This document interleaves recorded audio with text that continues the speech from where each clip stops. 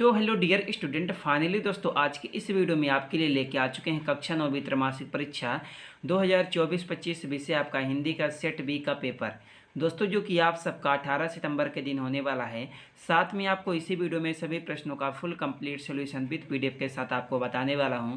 दोस्तों आपके MP board के सभी जिलों में, चाहे आपका कोई भी जिला हो, आपके सभी जिलों में आपका यही पेपर आपको इसी तरह से देखने को मिलने वाला है। तो आप लोग इस क्वेश्चन पेपर के सभी प्रश्नों को आप लोग जरूर सॉल्व कर लीजिएगा।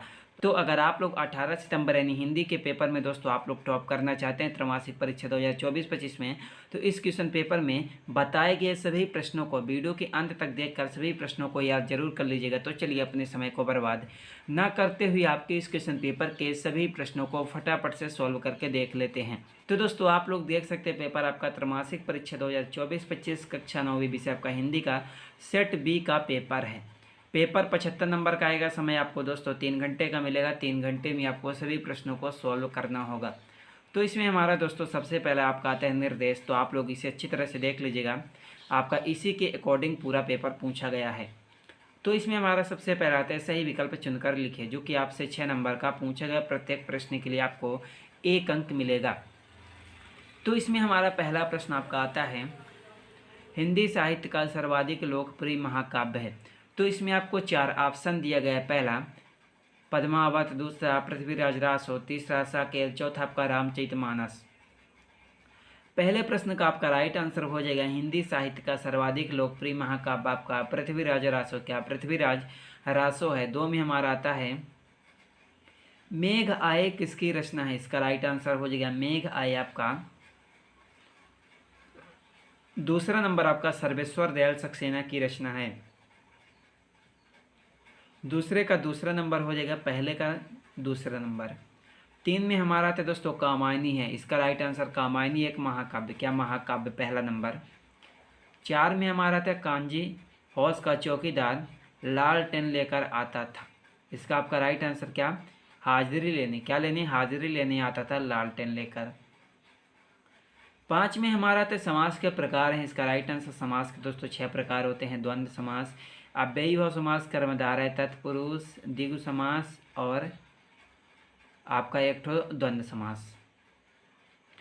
और दोस्तों आपका 6 में क्या आता है, इस जल प्रलय में पाठ की विधा है। इसका आपका राइट आंसर क्या हो जाएगा, रिपोर्ताज। क्या रिपोर्ताज। तो उसके बाद हमारा प्रश्न नंबर 2 आता है, जिसमें हमारा पूछा गया कि रिक्त स्थानों की पूर्ति कीजिए, जो कि दोस्तों आपसे 6 नंबर की पूछी गई। प्रत्येक प्रश्न के लिए आपको 1 अंक मिलेगा। तो इसमें हमारा पहला प्रश्न आपका आता है कि कैदी और कोकिला दोनों ही डॉट डॉट देश के वासी हैं।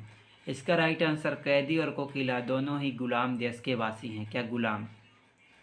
2 में हमारा आता है छंद के अंतिम वर्णों की आवृत्ति डॉट डॉट कहलाती है। दूसरे प्रश्न का आपका राइट आंसर हो जाएगा छंद के अंतिम वर्णों की आवृत्ति को तुक। क्या तुक कहते हैं। 3 में हमारा आता है करुण रस का स्थायी भाव डॉट डॉट होता है। तीसरे प्रश्न का राइट आंसर करुण रस का स्थायी भाव आपका क्या होता है दोस्तों, शोक। 4 में हमारा आता है लेखिका महादेवी के बाबा फारसी और डॉट डॉट भाषा के जानकार थे। इसका आपका राइट आंसर दूसरा नंबर आपका उर्दू हो जाएगा। एंड उसके बाद हमारा 5 में आता है अन्य भाषाओं के संपर्क के कारण हिंदी में आने वाले शब्द डॉट डॉट कहलाते हैं। इसका राइट आंसर क्या हो जाएगा दोस्तों, 5वें प्रश्न का आपका राइट आंसर क्या हो जाएगा, 5वें में आपको लिखना होगा विदेशी। 6 में हमारा था रीढ़ की हड्डी डॉट डॉट विधा में लिखी गई रचना है। इसका राइट आंसर क्या हो जाएगा, रीढ़ की हड्डी एकांकी विधा में लिखी गई रचना है। तो पहले में गुलाम, दूसरे में तुक, तीसरे में शोक, चौथे में उर्दू, 5वें में दोस्तों विदेशी और 6वें में आपका एकांकी। तो उसके बाद हमारा प्रश्न नंबर आपका 3 में क्या आता है दोस्तों, 3 में आपसे पूछा गया कि निम्नलिखित कथनों के समक्ष आपको सत्य असत्य आपको बताना है, जो कि आपसे 6 नंबर का पूछा गया। प्रत्येक प्रश्न के लिए आपको 1 अंक मिलेगा। तो इसमें हमारा पहला प्रश्न आपका आता है सुमित्रा नंदन पंत प्रकृति प्रेमी कवि थे। पहले में आपको क्या लिखना होगा, सत्य। 2 में हमारा था खंड काव्य की कथा वस्तु विस्तृत होती है। दूसरे में आपको लिखना होगा असत्य, क्योंकि खंड काव्य की कथा वस्तु विस्तृत नहीं होती, संक्षिप्त होती है। 3 में हमारा था दोस्तों आपका डांडे तिब्बत की सबसे जो खतरे की जगह है इसका आपका राइट आंसर होगा जी दोस्तों सत्य। 4 में हमारा आता है नाटक गद्य की गौर विधा है, इसका आपका राइट आंसर आपका असत्य। 5 में आता है दोस्तों मोटाई शब्द में ई उपसर्ग है, इसमें आपको क्या लिखना होगा दोस्तों असत्य। 6 में हमारा आता है नानी के मन में देश की आज़ादी के प्रति जुनून था, इसका राइट आंसर सत्य। तो पहले में सत्य, दूसरे में असत्य, तीसरे में सत्य, चौथे में दोस्तों आपका असत्य, 5वें में असत्य, 6ठे में सत्य। तो उसके बाद हमारा प्रश्न नंबर आपका क्या आता है, प्रश्न नंबर आपका 4, जिसमें हमारा पूछा गया कि सही जोड़ी का मिलान करके आपको लिखना है, जो कि आपसे 6 नंबर की पूछी गई प्रत्येक प्रश्न के लिए आपको 1 अंक मिलेगा। तो इसमें हमारा पहला प्रश्न आपका आता है कि कबीरदास। तो पहले प्रश्न का आपका राइट आंसर हो जाएगा बाह्य आडंबरों का विरोध। 2 में उपमा अलंकार के अंग, इसका राइट आंसर क्या हो जाएगा 4 होते हैं। 3 में आता है अश्रु का तद्भाव, हो जाएगा चौथा नंबर आंसू। 4 में आता है हरिशंकर परसाई, हो जाएगा दोस्तों प्रेमचंद के फटे जूते, 5वां नंबर। 5 में हमारा आता है नैतिक का विलोम, इसका हो जाएगा पहला नंबर अनैतिक। 6 में हमारा आता है विभीषिका, इसका राइट आंसर वह करता। तो पहले का 7वां नंबर, दूसरे का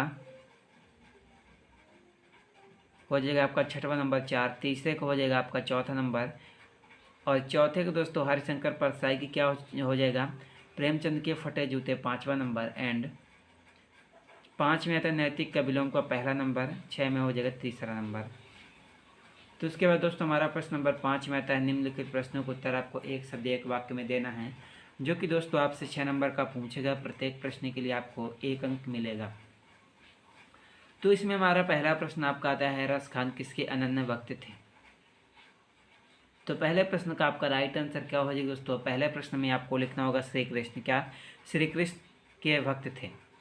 2 में हमारा आता है जहाँ काव्य का आधार शब्द होते हैं वहाँ पर कौन सा अलंकार होता है।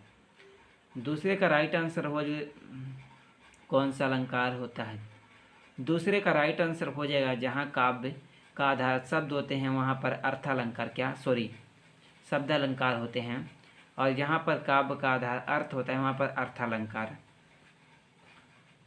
3 में हमारा आता है सलीम अली पक्षी किस नाम, अर्थालंकार। 3 में हमारा आता है सलीम अली किस नाम से जाने जाते हैं, इसका राइट आंसर हो जाएगा सलीम अली किस नाम से जाने जाते हैं। तो इसका राइट आंसर क्या हो जाएगा दोस्तों वर्ड वाउचर, क्या वर्ड वाचर के नाम से जाने जाते हैं। 4 में हमारा आता है दोस्तों इस जल प्रलय में किसी कार्य को करने या होने का बोध कराने वाले शब्द क्या कहलाते हैं, इसका राइट आंसर क्रिया। 5 में आता है इस जल प्रलय में पाठ में सन 1857 की बाढ़ में किस नदी का पानी राजेंद्र नगर में घुस गया था, इसका राइट आंसर हो जाएगा कि पुनपुन नदी, किस नदी पर पुनपुन नदी पर। 6 में हमारा था मेरी संग की औरतें पाठ में लेखिका कितने भाई बहन थे, इसमें आपको लिखना होगा दोस्तों कितने भाई बहन थे 5, टोटल 5 भाई बहन थे। तो आपके 1 नंबर वाले सभी प्रश्न सॉल्व हो चुके हैं दोस्तों। आई होप आप लोगों ने सभी प्रश्नों को याद एंड अच्छी तरह से सॉल्व कर लिए होंगे। तो इसके बाद हमारा 6 में आता है भक्ति काल को स्वर्णिम युग क्यों कहा जाता है, 2 नंबर का। तो उसके अथवे में छायावाद की कोई 2 विशेषता 7, 8, 9, 10। उसके बाद 11, 12, 13, 14, 15, 16, 17, 18, उसके बाद 19, उसके बाद 20, 21, उसके बाद 22, 23। तो आपके क्वेश्चन पेपर में टोटल 23 प्रश्न पूछे गए हैं। जो भी प्रश्न आपके इसके छूट गए हैं उसका उत्तर आपको इसके सेकंड पार्ट यानी इसका सेकंड पार्ट आप लोगों के लिए बहुत जल्दी लेकर आने वाला हूं। चैनल को सब्सक्राइब करके वीडियो को लाइक ज़रूर कर दीजिएगा। चलिए मिलते हैं किसी अगले वीडियो में आपसे।